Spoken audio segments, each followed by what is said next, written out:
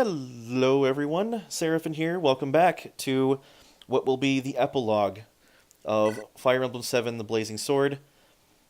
We just finished up the main principal story and all the campaign happening, so we're going to move into the epilogue and see what happens to all the characters afterwards. This is 1 year after the events of what we just witnessed.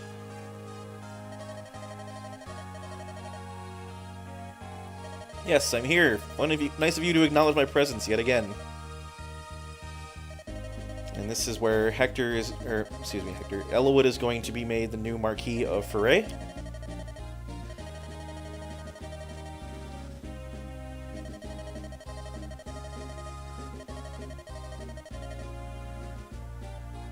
His normal dress is actually pretty formal too, if you think about it. He just happens to have little shoulder pads on.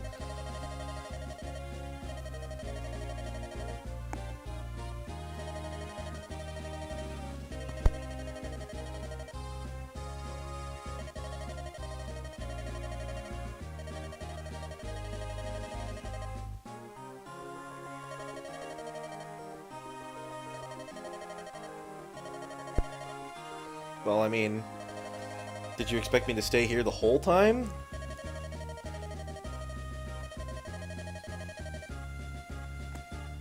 I mean, I was just gonna sit in my room and play video games, but... Oh, sorry. I'll take anachronism damage for that, I suppose. Who is that? Oh, it's Ninian.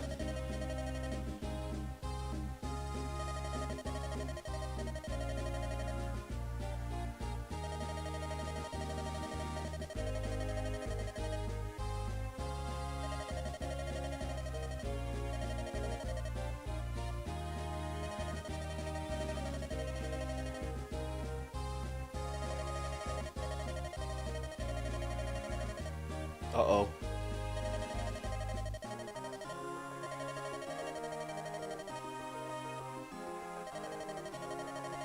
No!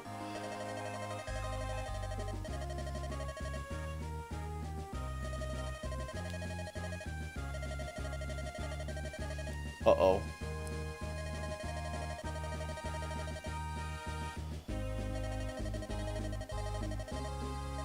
It's kind of like a really big burden to have. It's kind of creepy they're talking about kids. I guess it's not that creepy, I mean, that's kind of the whole point, right? But...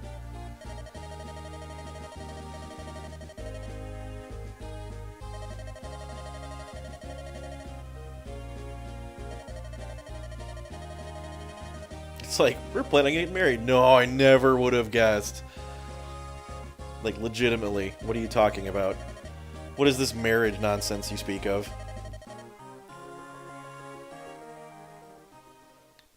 Fun fact, you never see him again. I always thought that was weird. It's like, of course I'll see you again. Aw, Satoru Iwata, the executive producer. For those who don't know, Fire Emblem as the series is, it's published by Nintendo, but it's actually developed by Intelligent Systems. I believe it has been ever since its inception. Ueda Sachiko, the main design. Ueda Sachiko actually still is doing animations or not animations, but like artwork for the series, and it's pretty wonderful. Let's see if I can recognize any of these faces or names, I should say. No, I guess I don't. At any rate, so Intelligent Systems is the company that develops Fire Emblem, kind of the same vein as Pokemon, for example, is not developed by Nintendo. It's developed by Game Freak for the most part, with a couple of exceptions. The main series Pokemon games are developed by Game Freak, and the main series Fire Emblem games are made by Intelligent Systems. They also do Fire Emblem Heroes, the mobile version, so that's why the mobile is so good, because it's actually made by the same people. At any rate, the creator of Fire Emblem, so to speak, the brains behind the series as a whole, was a gentleman by the name of... Oh, what the hell is his first name? His last name is Kaga, so that's where when you hear someone refer to Kaga, they mean the developer. I think it's Shozu Kaza, or Kaga rather. I'm sorry. I greatly apologize if I'm butchering his name, but he was basically the create. Whoa, what the heck? Chapter 40. Oh, because I grinded experience on 42. That's what happened. On chapter 10 there. At any rate, he was the creator of the series, more or less. But the last game that he worked on was actually the 5th one. That was Thracia 776. So none of the Fire Emblem games that we got in the States were developed by Kaga. He left to form a different company. Marcus returned to Foray with Eliwood and is the head of the Knights. Holy crap. And fun fact, Marcus actually is in Binding Blade also from the beginning. He's still, the pre-promoted paladin in that game as well. He's a lot weaker, actually, in that one, because he's even older in that. Lowen replaced Marcus as most famed knight in all of Foray, except he participated in no battles whatsoever and doesn't deserve the respect. 125 battles and 81 won. That's pretty darn great. I gotta write that down. It might be one of my highest kill counts.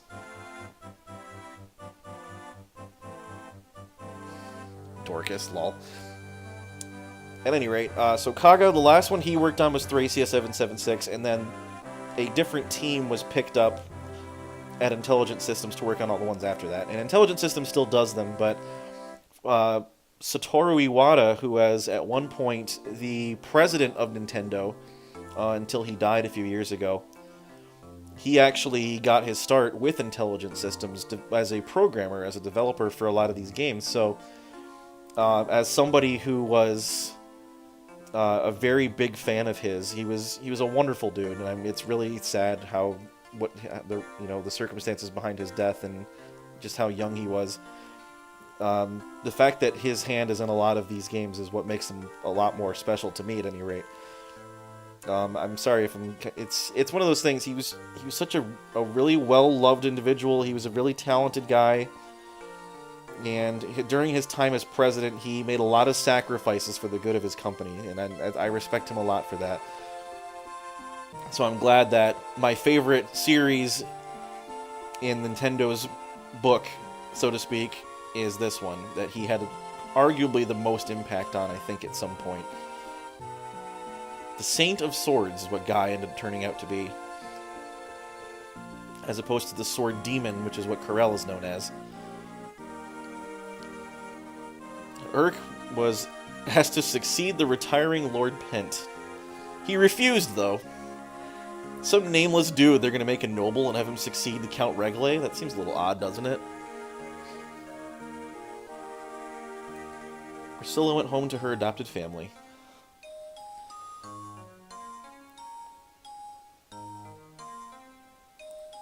So, fun fact about Kaga, the gentleman who started Fire Emblem, he actually went on to create his own company. Oh yeah, Lyn apparently abdicates rule of Kalen to Ostia. So, Florine went back to Ilia. Kent got 101 battles, 69 kills. That's not bad. Kent became its steward. That's nice. So, there's actually a game series, I believe it's called the Tear Ring Saga, or something to that effect, is actually the game that Kaga and his team went on to work on after Fire Emblem, because they just kind of left. Apparently, there's a lot of legal turmoil with that particular series, because it's just too similar to Fire Emblem, including a lot of names and whatnot, so... He became the commander of Ostia's Kalen Archer Division, who cares? And we got an A support with Raven and Lucius, so they have a ending in the same effect here. Raven revealed his past to Hector. Hector offered to rebuild Raven's home, but Raven refused. He and Lucius travel as mercenaries, but Lucius is pleased to see his friend's heart has been eased. It's not something that I'm keen on talking about, as I mentioned once upon a time, but it's very, very heavily implied, not here, but by members of the community, that Raven and Lucius are like gay together or whatnot, and there's no evidence to support that whatsoever. I think it's just people being overly dramatic and over the top. And quite frankly, find no evidence to that assertion, and I'm not a fan of it, so. Took a grave wound protecting Fargus in a skirmish. Some claim he's in Foray, probably because he was from there, because he's Rebecca's brother. Oh, Fiora.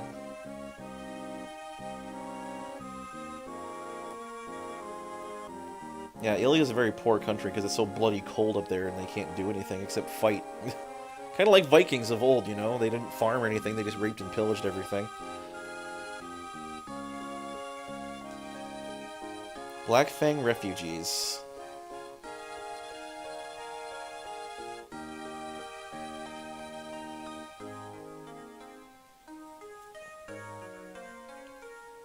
Those who saw him go will never forget his look of sorrow. Well, that's really depressing.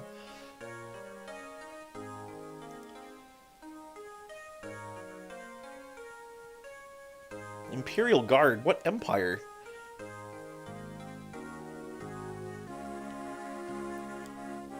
Foray's not an empire. Lycia is not even an empire. Heath moved to Ilia. I thought he wanted to go back to Bern. He was like this big patriot of Bern, and he's like, nah, screw it, I'm going to Ilia. I'm going to Ilia instead. The Wolf of Sakai. So, if I'm not mistaken, the canon pairing actually is Lyn and Wrath, as far as what happens in Binding Blade. There is a character in Binding Blade who bears striking resemblance to Lyn, and it is... I don't know that it's necessarily commonly accepted that it's her daughter, but I certainly would believe it. Oh, come on. He ended up in Ilia. How the crap? It's so bizarre. Penton Louise, Lady of Violets. I never saw that title for her. Pent resigned as Mage General and decided to go on the run with his wife.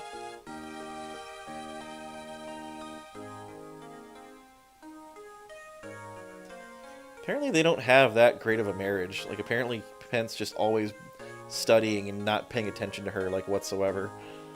To be fair, they did have, like, an arranged marriage, so... Once, Corel was known as the Sword Demon, but I guess he's not anymore?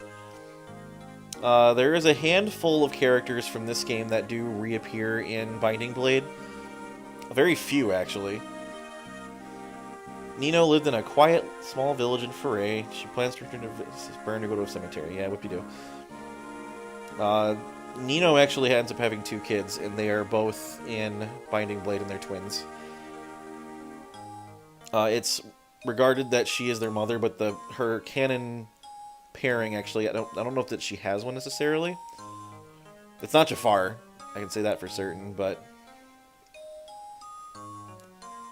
regardless of who she marries, she does have 2 kids, and they're both playable in Binding Blade.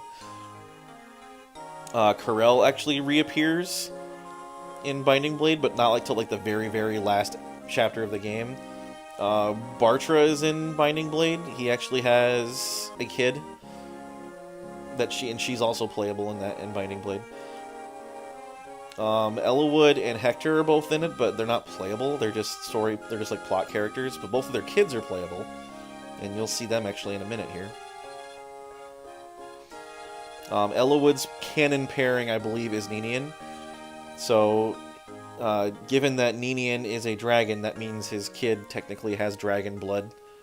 To my knowledge, however, his kid does not have the ability to turn into a dragon or has anything remotely resembling dragon powers or anything, so...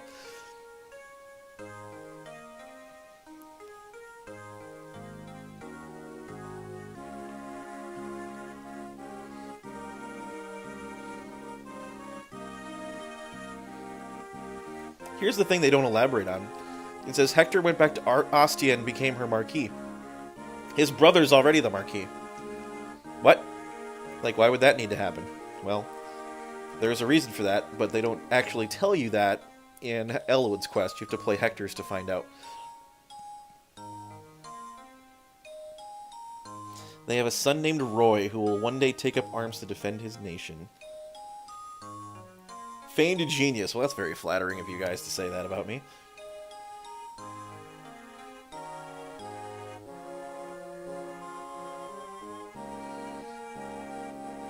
Nope, they couldn't find me. I disappeared.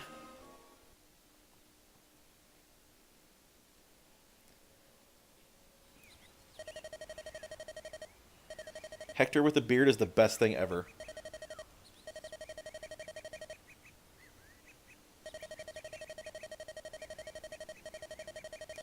Oh, okay, there it is now. So, Hector's brother died, like, while we were out there fighting.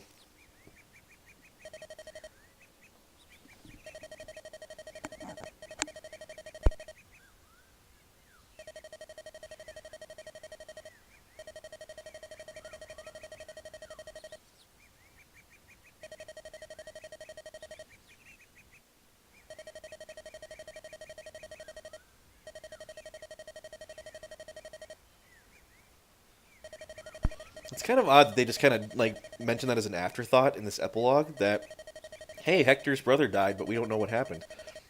He got sick and died. He died of some illness. Apparently, it was the same illness that killed their parents. So it must have been like a genetic disease or something. Needless to say, Hector does not have the same affliction. It's Tiny Roy!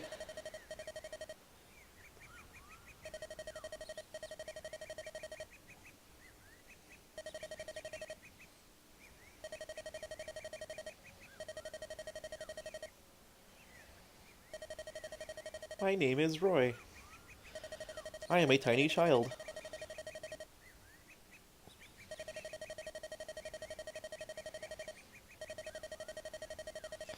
Yep, and Hector has a daughter. Again, I don't believe Hector has a canon pairing.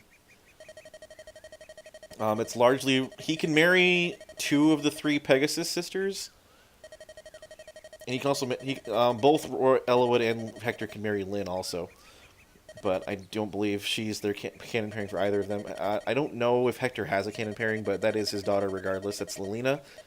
She's also adorable tiny child. And Lilina and Roy are like best bros. They decided right there, let's be friends. Just now.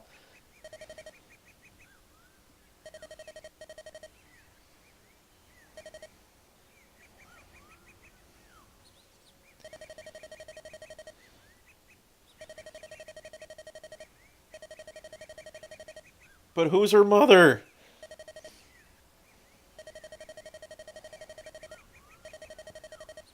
She does look a lot more like Hector than any of his canon wives. Or any of his potential wives, I should say.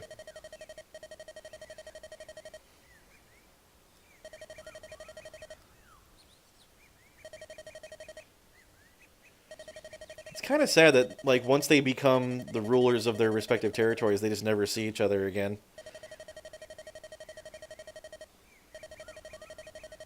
Like, in here, they're, like, in their mid-30s or something to that effect. Like, they used to meet up, like, every other month and spar, and I guess they just decided they weren't going to do that anymore.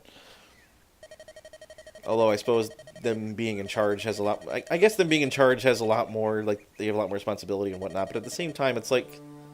It's gotta be important for, like, diplomatic reasons, right? The King of Bern died. It was fairly sudden, too. Gee, I wonder what could have happened. Ominous music, though, tells me there's something more to it.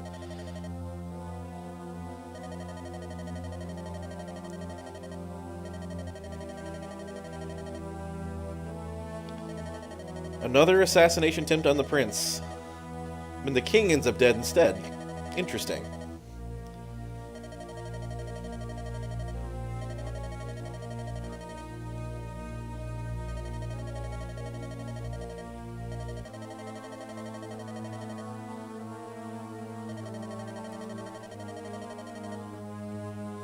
That's some pretty interesting misconception there.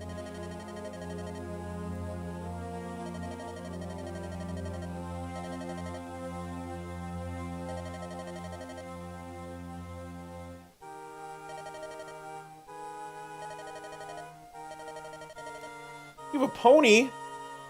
What kind of garbage is this? Where's my pony?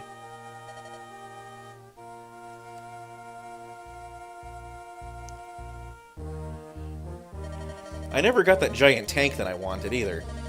You know, that's a really bad injustice, I think. No pony, no giant tank. Come on, Fire Emblem, you're better than this.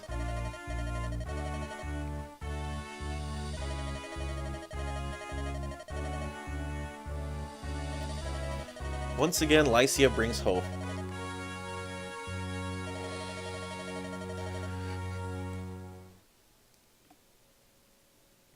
Gee, I wonder what they could be talking about.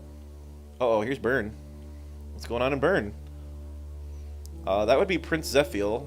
I guess now King Zephiel.